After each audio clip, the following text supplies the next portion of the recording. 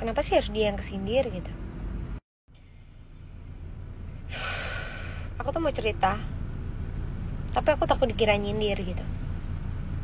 Padahal kejadian kita tuh nggak cuma sama satu orang, kita hidup itu nggak cuma sama satu orang gitu. Ya udah, aku mutusin buat cerita aja ya. Jadi tuh ini pelajaran juga buat aku, dan juga buat teman-teman. Slide kedua aja deh.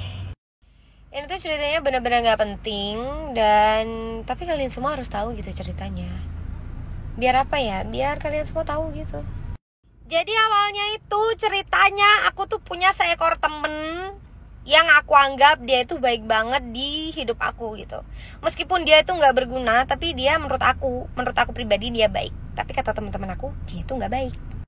Karena aku nggak pernah ngedengerin omongan dari teman-teman aku, karena aku merasa dia itu baik, ya udah aku temenan aja sama dia. Dan kenal juga belum lama sih, masih kurang dari setahunan gitu. Nah, kurang dari setahun itu kan aku cuma temenan biasa. Nah, setelah lebih dari setahun nih, aku menganggap dia tuh bahwa dia itu sahabat aku. Dia tuh orang paling baik gitu. Ya, meskipun dia tuh emang gak baik, gitu. Itu gak boleh kita minta lagi, karena mitosnya Jawa itu baju itu adalah pasangan hidup katanya. Kalau kamu pinjemin bajumu ke temenmu, nanti suamimu bakal dipinjem juga, katanya mama gitu.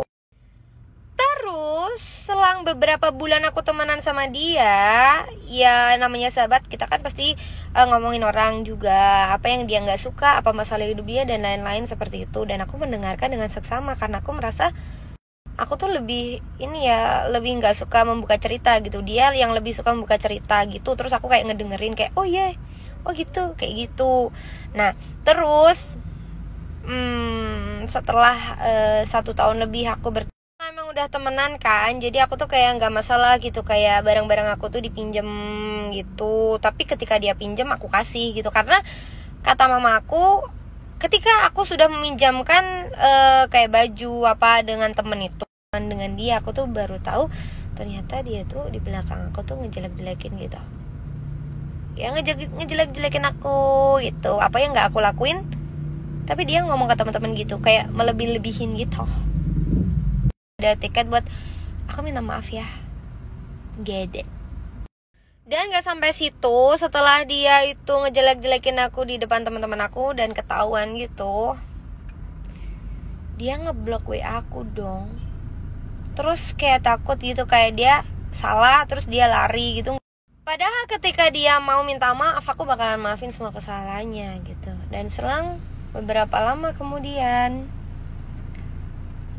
dia gak follow Instagram aku. Iya, seperti itu. Tapi aku tidak sedikit pun menyentil nama dia, karena aku tahu ketika nanti aku nyentil, dia terbang dong, dia suka gitu. Makanya sampai saat ini pun aku gak cerita gitu, gak pernah ada cerita. Kali ini aku cerita. Cuman aku juga gak akan nyenggol orangnya juga gitu. Dan parahnya, dia itu ngajak temennya dia buat ngejelek-jelekin aku, dan temennya itu percaya gitu. Temennya dia itu jadi curhat. Jadi gini, dia tuh ngejelek-jelekin aku, terus dia cerita ke temennya. Nah temennya itu jadi gak suka sama aku, padahal kita tuh belum kenal. Terus dia ngejelek-jelekin aku gitu, katanya, oh dia itu gitu. Tetapi ini yang paling mistis nih, yang paling horor. Dan yang paling horor ketika dia tidak pernah men-follow Instagram aku, tapi barang-barang dia tuh selalu sama kayak aku. Masa ya insting kita itu sama gitu, kayak kita satu pemikiran ya, kayak gitu sih. Aneh gak sih? Oh iya, tapi aku pernah dibilangin sama temen aku bahwa ketika temen aku itu pakai story WA sama aku, dia tuh tanya, mbak itu belinya di mana? Kayak gitu. Dan yang paling parahnya itu, temennya itu juga nyebar hoax gitu ke teman-teman yang lain gitu, kayak si ini loh penyanyi jelek, terus suaranya juga jelek, prestasi nggak ada, kayak gitu. Iya mbak, Samen itu berprestasi, suara Samen bagus dan lain-lain, tapi setidaknya kita saling menghargai satu sama lain.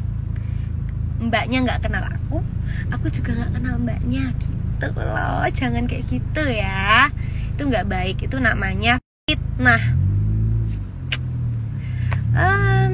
Ya semoga ada etiket gimana gitu, kayak ngobrol bareng, apa mau ngomongin apa gitu. Jadi nggak ngomongin di belakang, oke? Dan yang paling parah, aku tuh nggak pernah nyenggol namanya mbaknya gitu. Jadi mbaknya jangan kayak gitu ya mbak, ntar dosa namanya. Kalau aku udah ikhlas gak apa-apa, yang penting aku udah lega bisa bercerita di story. Biar nggak ada bedanya gitu loh sama setan gitu loh. Kan gaib tuh, omongannya tuh gaib, orangnya juga gaib.